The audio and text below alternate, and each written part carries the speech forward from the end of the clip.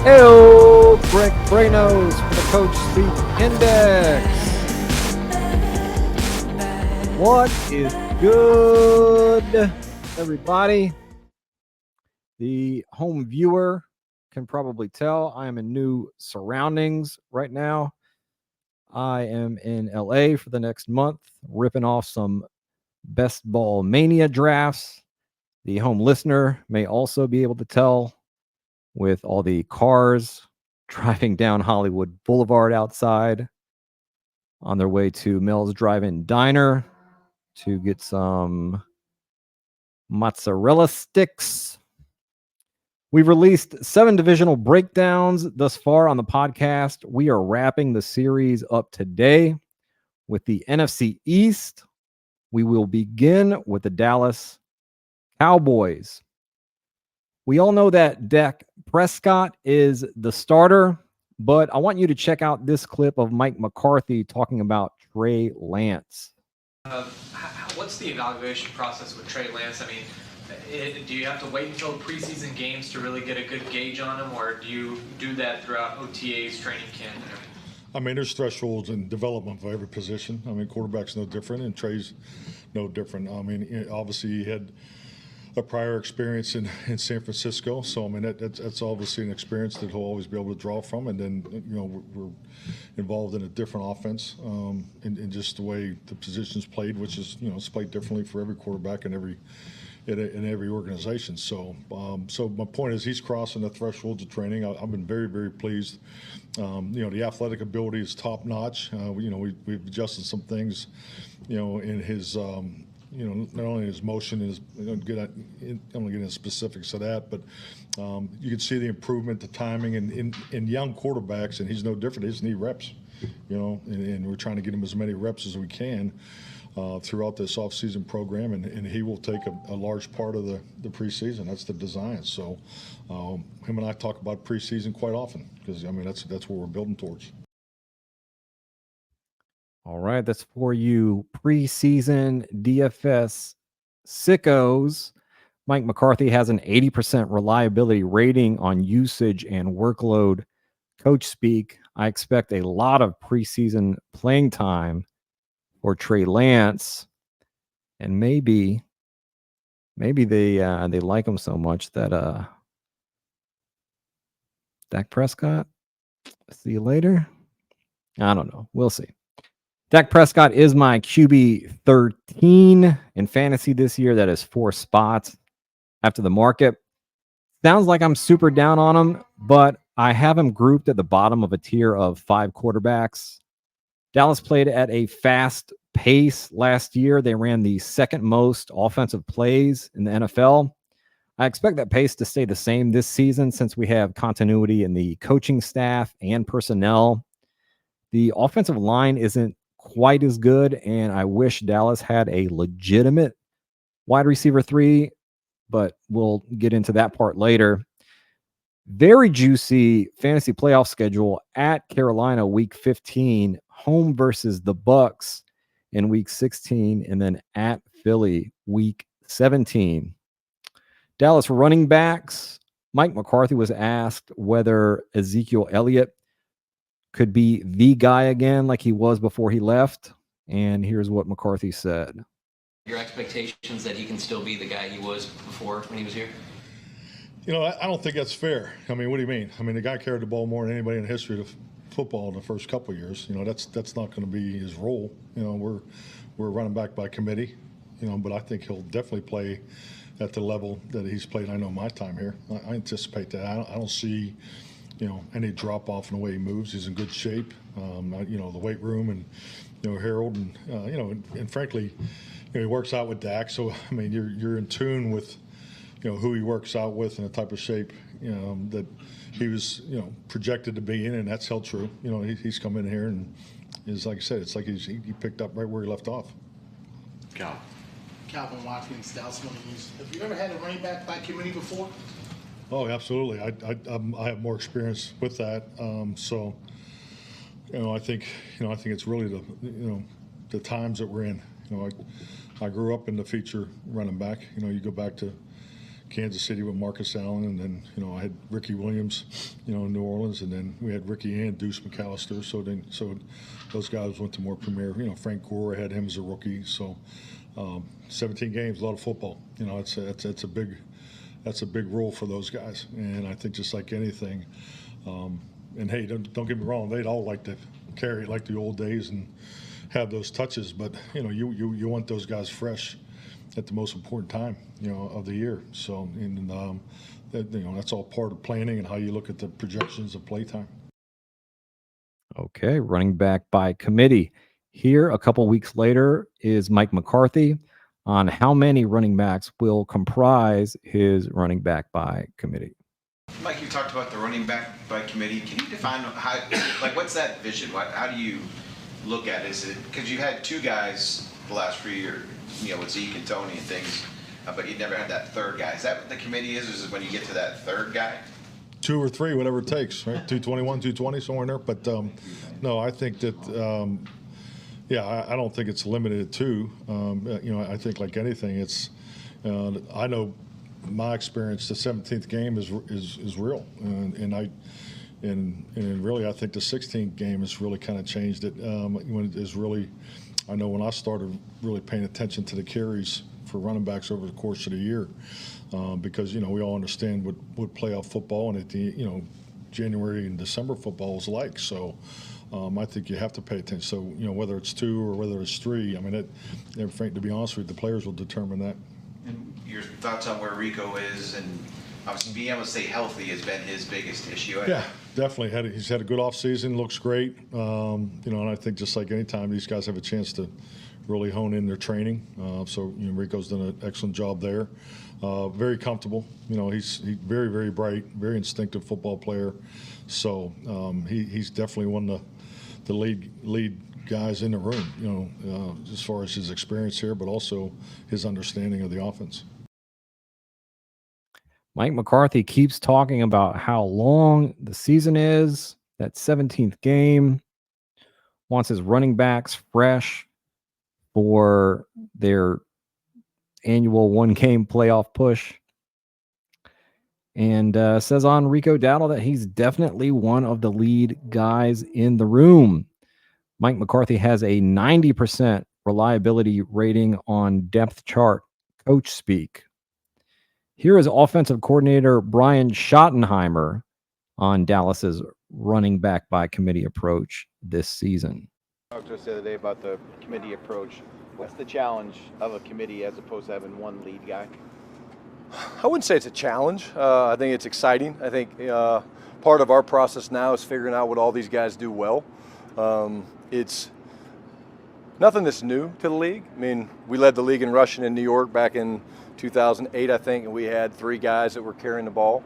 But again, we got some new pieces. The guys here have been around Zeke probably more than I have. Thrilled he's back, learning Royce Freeman. Deuce, I think that's the biggest thing is getting those guys the reps, getting those guys the work. But I think it's the way you're seeing it. I think last year there was like maybe 9,000, 10,000 yard rushers in the league, just because it's such a physical grind. I mean, 17 games before the playoffs start, and we're very, very comfortable and confident it's going to work out really well for us. Do you rather have guys that do all the same thing or guys that have different talents? It's not cookie cutter. Like it depends. I mean, obviously when guys do different things, that's harder on the defense. We have to be better with that because we have to offset tendencies of, hey, this guy only runs outside, this guy runs inside, this guy's a gap runner, this guy's a gap no pull perimeter player, whatever it is. So we have to be better with that. But I will say it does help us be able to attack the whole field, which is really what you want to do running the football. Is you want to make the defense cover the entire field. What's the balance as a coach when you're managing a committee to, all right, we want to do what, let's say, 3 guys, take advantage of what they do best, but also when they're in the game, not making it predictive to a defense. Okay, when this guy is in, there's a higher chance of this sort of play or this sort of look.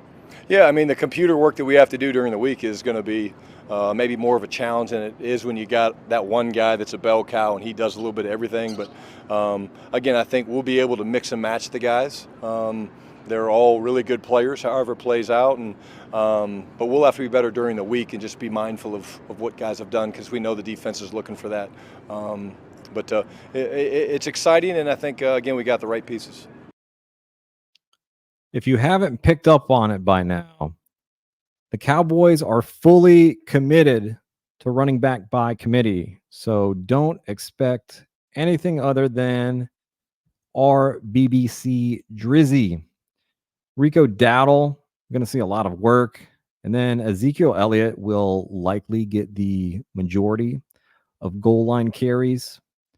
Zeke is my running back 40. That is one spot behind the market. Rico Dowdle, my running back 41. That is two spots ahead of consensus. Cowboys wide receiver, CeeDee Lamb saw 181 targets last season. He scored 14 touchdowns, and he amassed nearly 1,900 total yards. Again, same offensive system, coaching staff, everything this year. Lamb is my wide receiver 1. That is even with the market. Brandon Cooks, wide receiver 60 for me. That is 4 spots after consensus. He'll be turning 31 years old at the beginning of the season. Only averaged 5.1 targets per game in 2023, which is concerning when you realize that the Cowboys averaged 36.1 passing attempts per game. That's about a 14% target share in an offense that didn't have many playmakers. The wide receiver 3 spot here is wide open. I don't know if they have anyone on their roster who is good enough to lock it down, though. Jalen Tolbert hasn't shown anything in his first 2 seasons. Jalen Brooks barely saw the field last year. Ryan Flournoy comes in as a nearly 25-year-old rookie out of Southeast Missouri State. We may see the Cowboys rotate all these guys through, hoping that one of them sticks. I'm not sure any of them will. Jalen Tolbert, wide receiver 98 for me, 9 spots after the market. Ryan Flournoy, wide receiver 112. That is 19 spots ahead of consensus. Dallas tight end. Jake Ferguson tied for 4th in red zone targets last season with 25.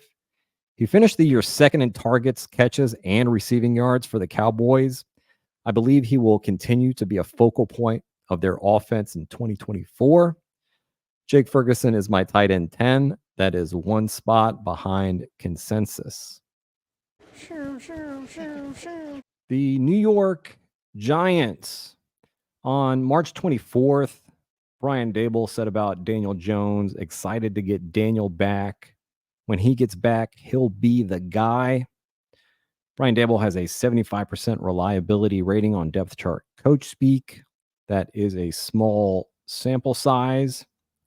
Here's Brian Dable on April 15th on Daniel Jones's status, his injury status. Where does Daniel stand in his rehab process? Like, is he able to be on the field today throwing passes to receivers? Is he at that stage yet? Yeah, no, it's day 1 of phase 1. I'd say he's making progress. He's, I don't want to say further ahead behind. He's doing everything we need him to do. Hitting it head on, and he's making strides. Brian Dable has a 70% reliability rating on injury coach speak. He was reliable in 2022, but completely unreliable in that area in 2023. Here's Brian Dable on May 30th on Daniel Jones's knee again. The point where he's going to do any 11 on 11? Have not made that decision yet. Have talked about it. We've talked about it. So I'd say he's getting closer and closer. He's only however many 6.5 months or whatever it is out. So he's kind of right on schedule in terms of his rehab plan, where we have him. And it's something we've talked about. We're not at that point yet. Does he want to do it, or is it? Yeah, he'd want to do anything. Well, is it like something the medical staff is in the background? Yeah, I'd say we have a plan, Charlotte, and we're following that plan. He's making progress. When we feel that that's the next step, then he'll be out there doing it. So in addition to tracking coach speak and keeping all of that in a database, I have also started tracking poker tells for coaches, for the head coaches.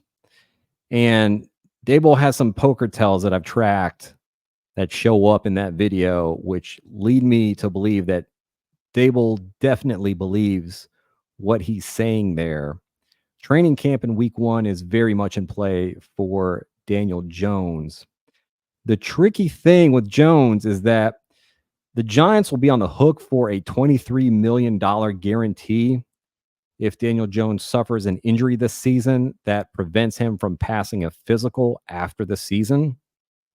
Once New York is out of playoff contention this year, it's very likely that they will bench Daniel Jones. That's a problem for best ball, where we want and need the guys we drafted to be available for the fantasy playoffs. New York's fantasy playoff schedule, by the way, goes home versus Baltimore in week 15, at Atlanta in week 16, then back home week 17 to face the Colts. Daniel Jones is my QB 29. That is 2 spots after the market. Giants running backs. Here is Brian Dable on Devin Singletary. Singletary coming in, I'm interested to know just what did you like about him as a player during your time in Buffalo? Made him a good fit here, and I guess how has he kind of changed or grown as a player in the years since then? Well, I think he's been a durable player, whether it was when I was in Buffalo last year at Houston. He's smart. He handles his responsibilities like a pro. He's got good quickness and vision. He's at a level of production every year that's been pretty consistent. And that's, he's a consistent person. He's a consistent player. I'm happy we have him. He's got good leadership traits. He's been a good player for us. When I was at Buffalo, he did a great job last year, I thought, at Houston, and thought he would be a good piece to add to our, not just our running back room, but to the offense and team in general. A lot of things in there that you like to hear.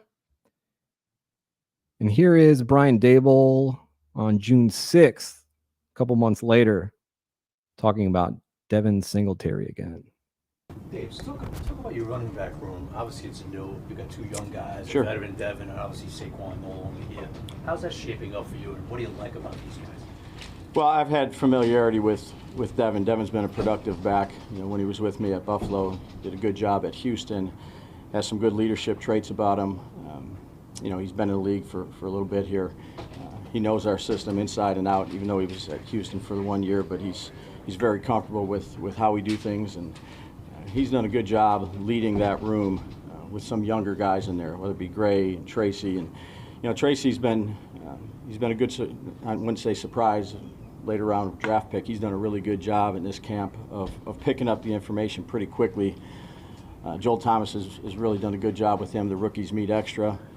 So I'm encouraged by the group until we get the pads on and they're taking shots and blitz pickup and things like that. But up to this point, they're doing everything they can do to be as good as they can. Dave, Devin has that personality where he shares with rookies. He loves to take them under his wing. Yeah, I think he's had some good mentors too in his career. But I wouldn't say Motor's overly vocal, but he's very smart, cerebral player, understands, again, how we do things, very good in terms of assignments. So I think that helps. I think that helps the younger players, and it helps Coach Thomas too. Devin Singletary isn't a great athlete, but he's a decent enough running back, and he has produced, like Brian Dable said. Since his rookie year, Singletary has averaged 231.8 opportunities and 1,061 total yards per season. He has good vision. He can catch the ball, and he has an established history with Brian Dable. There is a lot in his favor here. And then Dable mentions Tyrone Tracy Jr. there, says he's done a really good job in this camp, picking up the information pretty quickly. No real mention of Eric Gray besides just his last name there. Devin Singletary is my running back 31. That is 1 spot ahead of the market. Tyrone Tracy, running back 54, 5 spots ahead of consensus. Exciting rookie running back who converted from wide receiver. I've been taking some flyers on him. Eric Gray, running back, 82, 5 spots after the market. Giants wide receivers. Here's Brian Dable on Jalen Hyatt.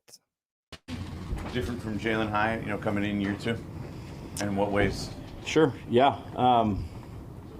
There's a lot to learn as a rookie. So he's trying to pick up how we do things here, the playbook. I'd say this offseason, in terms of breaking the huddle, getting aligned, knowing what to do, I think he's made a tremendous improvement in that area. You can tell he's been in the system for a year. He's playing with some confidence in terms of the pre-snap stuff, which allows him to play faster post-snap. So he's done a good job. He's improved, from year 1 to year 2. He's really done a good job here, I'd say, in these OTAs of improving each day. I'm pleased with where he's at. Was his rookie year, would you say, the way he adjusted normal, or like a little less than, or a little more? Yeah, Paul. Yeah, no, they're all different. Every player's different. I've had some young. Let's just talk about receivers. I've had some young receivers. Deion Branch comes to mind back at New England, second-round pick out of Louisville, who, he was probably one of the fastest guys of picking up, I'd say a tougher system. And then I've had some other guys that it takes almost a year to kind of really feel comfortable. Jalen's done a good job. He meets extra. Coach Groh does a great job with them. Those guys are constantly meeting. I think that's really helped him leading into this year. He still does that, in fact, with Mike. So he's made progress. He's done a good job in OTAs. I think he's improved and happy with where he's at. Those are one-on-ones? One-on-ones, yeah. Sometimes he's just in there. Sometimes there's a couple other guys in there as well, but he spends a lot of time at it, works really hard at it. It's taking Jalen Hyatt until year 2 to know where to align.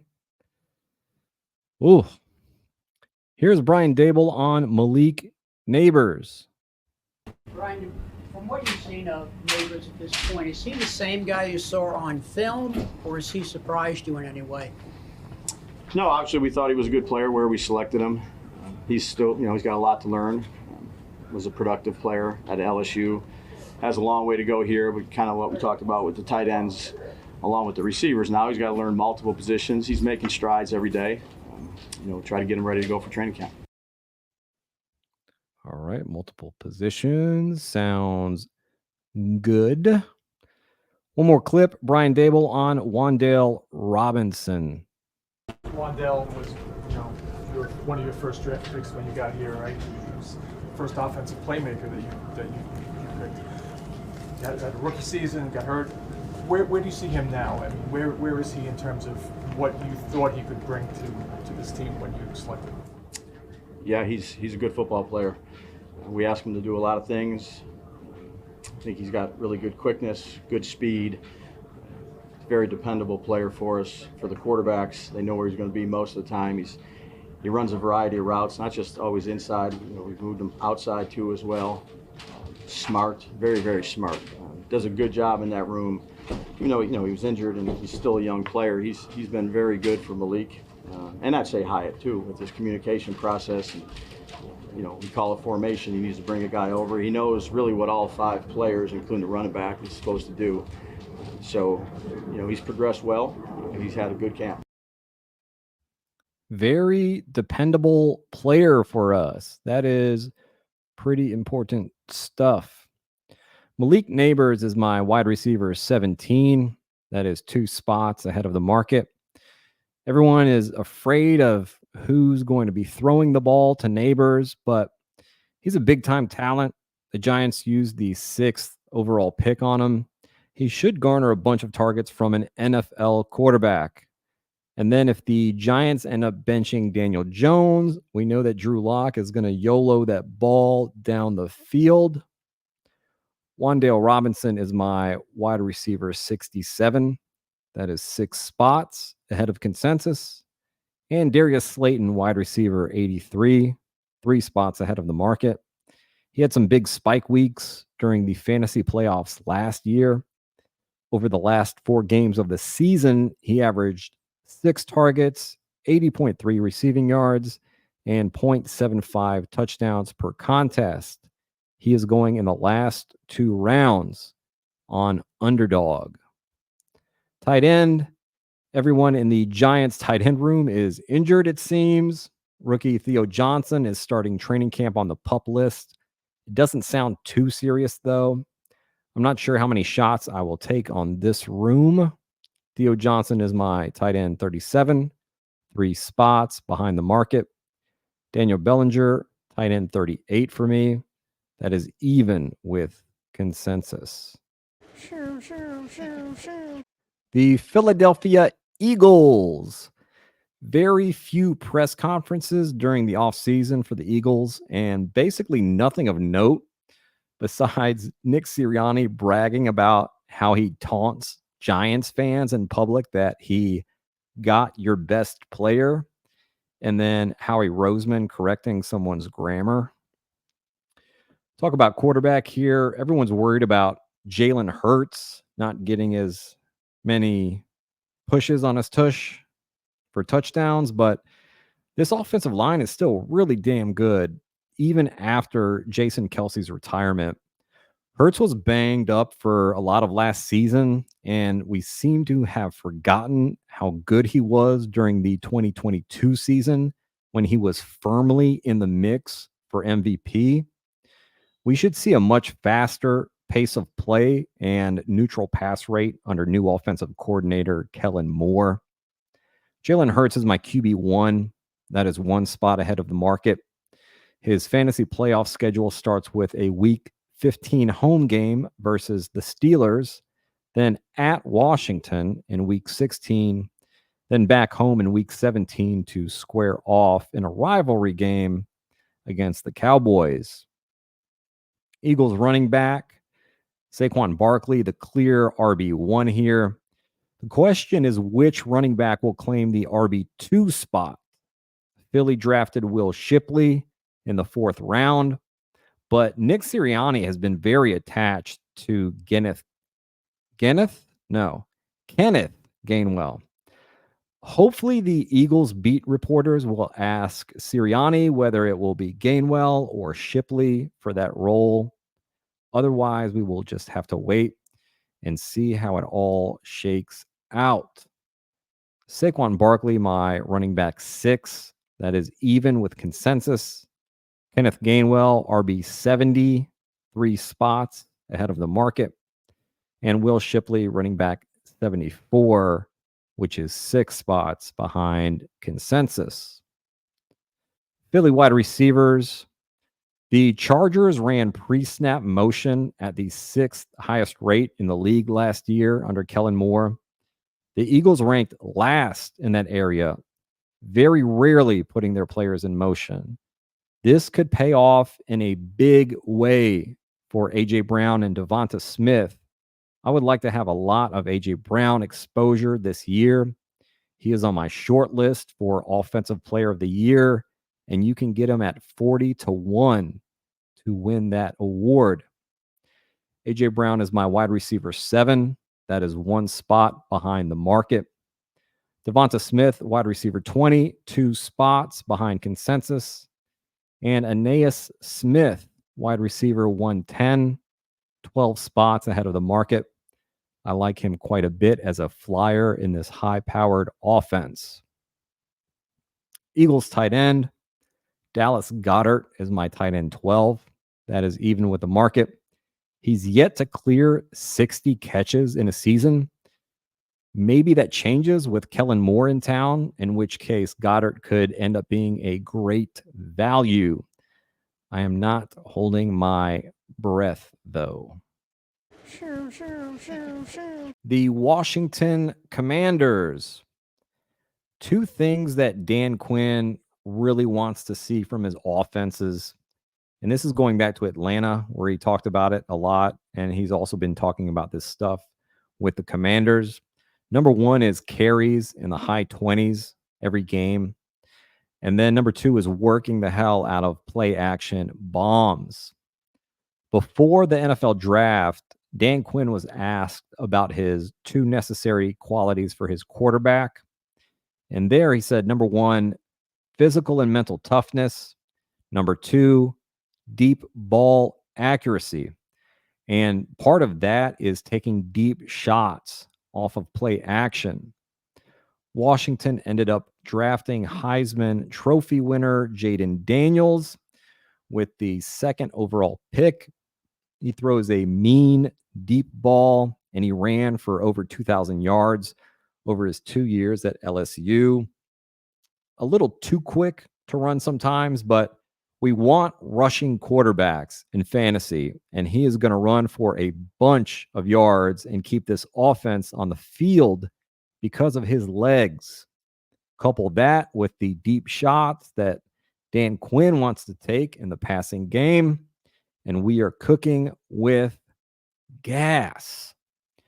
A pretty bad offensive line in Washington, so we may see Jayden Daniels run even more than intended because of all of these scrambles.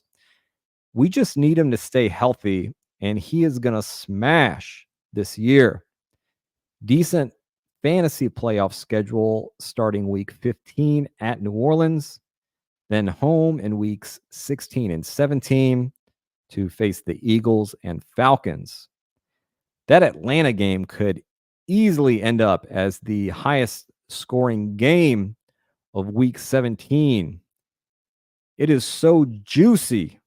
They should write it on the back of velour sweatpants and sell them in stores. Just a big Falcons at Commanders week 17 across the ass.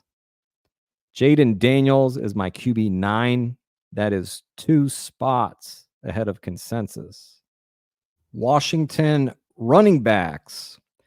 Here's a clip of Dan Quinn on March 1st before the Austin Eckler signing. In terms of, you obviously, as the defense coordinator of the Cowboys for the last couple of years, you've had to scout Washington last couple of years. So I'm just curious, when you scouted Washington both as a defensive coordinator for the Cowboys and then in taking this opportunity, what did you see on the roster in terms of where are there holes and where do you think there's some strengths? Well, I thought, one, the strengths, I thought that's a receiving core that can generate explosive plays. And so I saw a running back, that was physical and dynamic to do things, to go, and Brian and Antonio. So, like, Brian's toughness and size is what we look for in that position. Yeah. And so, like, it helps close the identity on a team when you can really run and go finish games. Brian Robinson is that type of back where he can go and say, I'm going to go finish this game. It's 4 minutes, and you're not getting it back. Yeah. And so that's the type of player and attitude that I want to be about. Guys like Terry who have these explosive traits to really go rip it. Those were things that lit up to me. Dan Quinn, once again, talking about explosive plays. He's getting Terry McLaurin's name in there. I mean, that's pretty important stuff when a coach brings up players basically unprompted. Matthew Berry asks him, who were the guys that you were scared to game plan against? And he says, Brian Robinson Jr. and Terry McLaurin. So that is big for those guys. Here's a clip of Dan Quinn talking about Brian Robinson Jr. in the passing game. You can't see everything right now with the running backs because of the no pass, but that Brian Robinson Eckler combination, you're kind of liking about that. So. A lot. And I think what you get across from seeing the two, they're different, but both have really high standards of the things they've done. One of the advantages of going through what, let's call it a passing camp for the spring, because that's really what it is, I think Brian has developed into that spot. And to have somebody that's as accomplished in the passing game as Austin, you can imagine how you'd benefit from that. So to see Brian this involved in the passing game through this time of year, that was one of the things in his work-ons that he wanted to do, and you see that come to life. After 9 receptions for 60 yards and a touchdown in his rookie season, Brian Robinson caught 36 passes for 368 yards and 4 scores last year. We don't even need to see a big jump in receiving work for Brian Robinson. We just need something similar to what he already showed us in 2023. If he does end up seeing even more targets. Here is offensive coordinator Cliff Kingsbury on Brian Robinson Jr. and Austin Eckler. Share some early thoughts on your running back room and kind of what your early impressions are of those guys. It's been awesome. B-Rob has a certain joy about him. I'm sure y'all been around him, just playing the game, always smiling, always into it, high energy, high effort, like walkthroughs are like full speed for him. And then Austin, just an underdog story that came in, became, one of the best running backs in the league, really, when you're talking about being able to do it all. So they really complement each other well.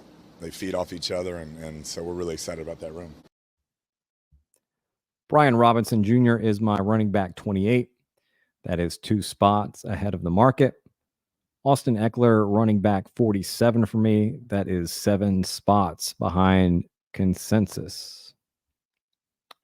We will talk Commanders wide receivers.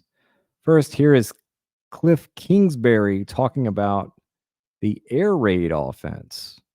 Everybody talks about the air raid offense. How has that evolved for you from the time you're in college to Arizona to now?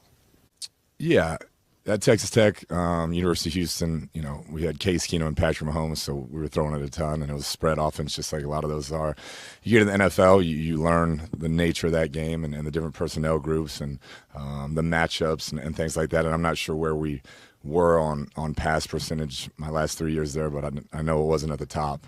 So we want to be balanced. We want to be able to run the football and play action pass and really do whatever it takes to win. But the air raid deal is I'm honored to be a part of that because it was Mike Leach, and I have a tremendous amount of respect for him, but I wouldn't categorize anything we do under that name. Play action pass. Oh, hey, that's what Dan Quinn wants to do. That's a nice coincidence. Here's a clip of Dan Quinn talking about Terry McLaurin. We could see behind the scenes like how Terry McLaurin is as a person. The media has given him the good guy award a couple of times, but what is it that you've seen in the short time that you've been with him that we don't necessarily get to see, and what would you like the younger players to take away from him, from what you've seen? Sure. Well, I'll give you one example because I showed it this morning in a team meeting. I showed each of the players out here, they have what's called a work-on. This is the one thing that I wanted to do better as I get to this offseason. So collectively, we're trying to develop the whole crew, coaching staff as well. And I had showed Terry after the catch was one of the things he wanted to get, sharpen up to say, can I get more explosive plays by doing that? And then I saw these practices, deliberate moves after the catch to go. So here was a player that had a plan. Now he's putting into action, and I think we'll kind of know what the result's going to be. Like, he will kick ass because of this is what I want to do. This is the action I'm taking. And now I think we'll see that come to life. So I think that showed me the example to this player. No matter how good you are, there's a spot to go to get better. And when you got a big gap to get better, that happens fast. But when you're already an excellent player, those little margins are small, and you got to work your ass off to get to that next spot. So I think that's one of the examples. Terry McLaurin is one of only 6 wide receivers who have gone over 1,000 yards each of the past 4 seasons. He's also been in the bottom third of catchable target rate all 4 of those years. And now he gets, number 1, Jayden Daniels, the only FBS quarterback last year, with 10-plus air yards per attempt and a catchable throw rate of at least 80%. Jayden Daniels' skill set matches up perfectly with Terry McLaurin's. McLaurin also gets Dan Quinn, who is obsessed with generating explosive plays and taking deep shots off of play action. Remember, one of the 2 traits that Quinn said he wanted in a QB was deep ball accuracy. And then Terry McLaurin also gets Cliff Kingsbury as an offensive coordinator. Kingsbury's Cardinals offense ranked first in neutral pace and no huddle rate over his 4 years in Arizona. We are going to see a lot more offensive plays from Washington this season and a lot more catchable passes for Terry McLaurin, especially in the deep part of the field. I absolutely love Terry McLaurin over 875.5 receiving yards on FanDuel. McLaurin is my wide receiver 28. That is 3 spots ahead of the market. Jahan Dotson, wide receiver 62, also 3 spots ahead of the market. And Luke McCaffrey, wide receiver 81. That is even with consensus. Tight end, here is Cliff Kingsbury talking about Zach Ertz. With Zach Ertz in Arizona, I mean, what does he bring to the tight end room, not only on the field, but in helping some of the younger guys? He's really embracing that role. I think at this stage in his career, he's had such an incredible career, and we got some bright young prospects in that room. And so watching him help coach him, he knows he's a great player. He knows what he can do. So he's very secure in his role and who he is at this point in his career. And so that's been awesome to see him kind of leave his legacy with those guys, with how he treats them, how he works with them, how he coaches them up.